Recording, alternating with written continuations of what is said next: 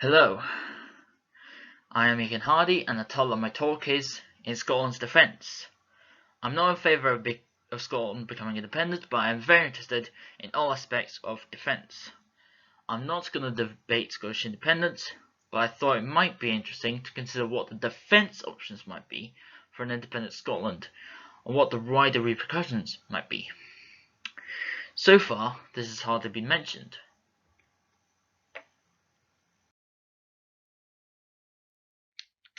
So, why does the country have armed forces at all?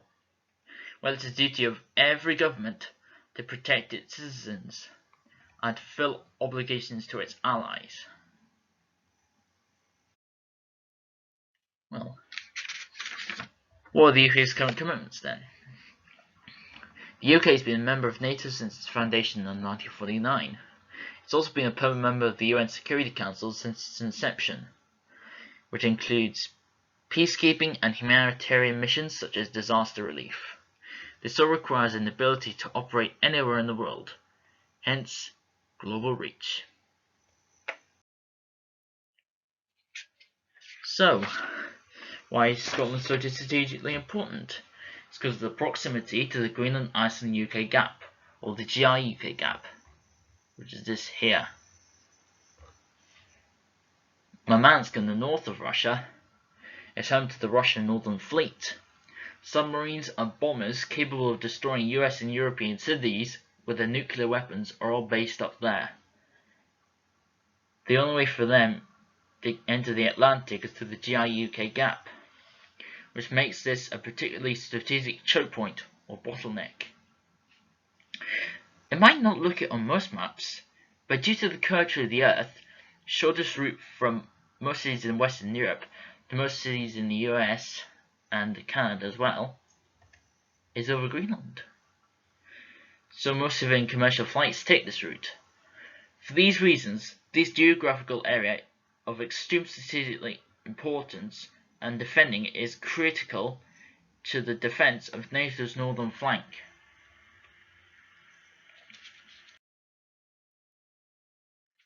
So, how tangible is the threat? I've already touched on the Russian maritime forces, but don't forget there are other threats, such as the Novichok poisoning in Salisbury in 2018. See this here? This is the firebombing in Glasgow in 2007 by Islamic terrorist, because it was seen as a softer target than Heathrow or Gatwick.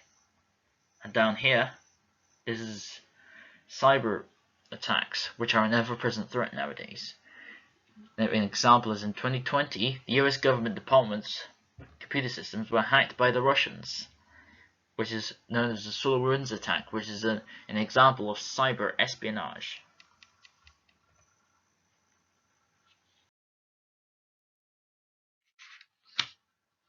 So, what does Scotland need to defend then?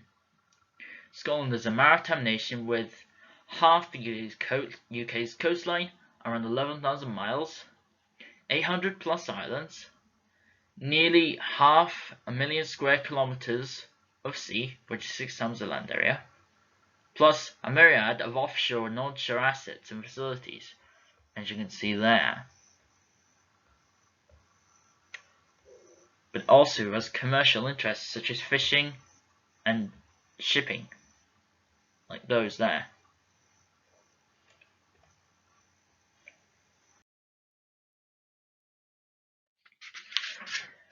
So, how might Scotland develop defence policy? First, non-aligned. This means Scotland would only defend its own population and assets, but might take part in UN operations. Alternatively, given Scotland's strategic importance, it makes sense to be a member of NATO. But NATO is a nuclear alliance. Members who do not have their own nuclear weapons must agree to host those of other countries. This is fundamentally incompatible with the SNP's position of having no nuclear weapons on Scottish soil or in Scottish ports. That includes on ships or submarines themselves. If they become independent, the SNP will insist the removal on the Clyde nuclear submarine base at Faslane. Also, NATO would demand a higher level of defence spending than the SNP would like. More on Faslane later. So, what does the Scottish Defence Force look like?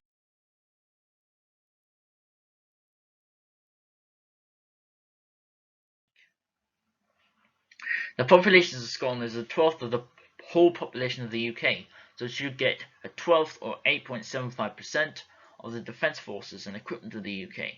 Sadly, not what Scotland requires. It does not want a sixth of an aircraft carrier, and it does not want any nuclear submarines or nuclear weapons. They could just take the percentage share of funding and start from scratch.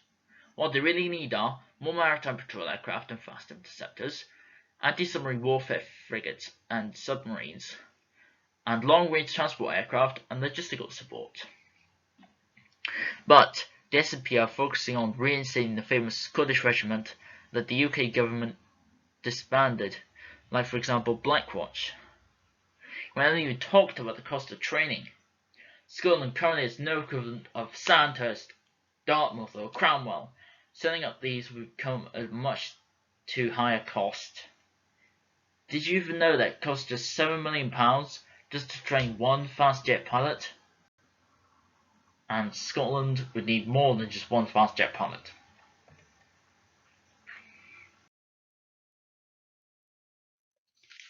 So, the impact on the rest of the UK is likely to be massive. As I already said, the SNP will insist on the submarine base of Faslane being removed, which is down there. An article in The Guardian said this costs around £20 billion and take 20 years or more. RAF Lossiemouth in the north protects the UK's northern airspace, and RAF Coningsby in Lincolnshire protects the southern airspace. Aircraft and crews are maintained on high alert in order to scramble and intercept unidentified aircraft approaching UK airspace and the GI-UK gap.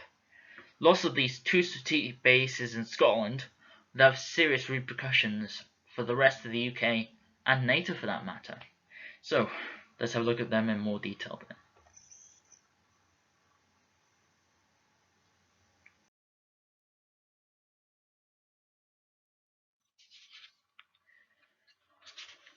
Why would it be so difficult and cost so much to relocate Faslane, you may ask?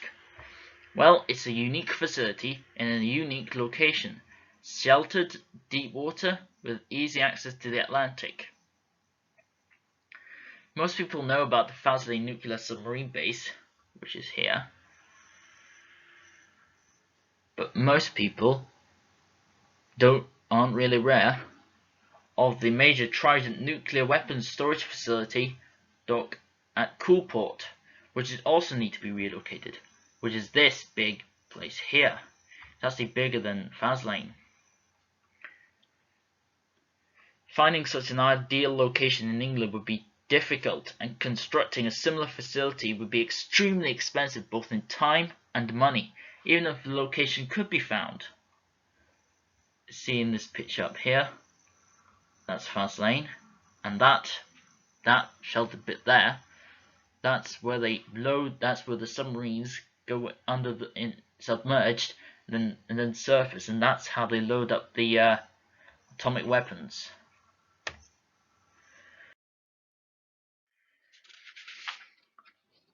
Lossiemouth is the main RAF Quick Reaction Alert base in the north, with 4 Typhoon squadrons and 1 Poseidon's MRA-1 squadron on 24-hour standby. Its loss would have severe impact on the RAF's capacity to patrol this strategic region. If relocated south to Coningsby, this could add another hour to the response time, or leave half the UK's coast and waters defended by a much less capable force. MRA-1 Poseidon's range would be reduced by 500 nautical miles and transit times cut by up to 2 hours. Similar problems with Typhoons. Coningsby is too far south, but is the only other major RAF base to hold these squadrons. Also, in other words, NATO and the UK would have all its eggs in one basket.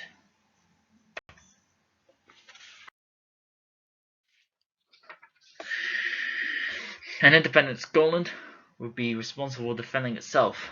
But how would it do this? Well, certainly not with sticks, that's for sure.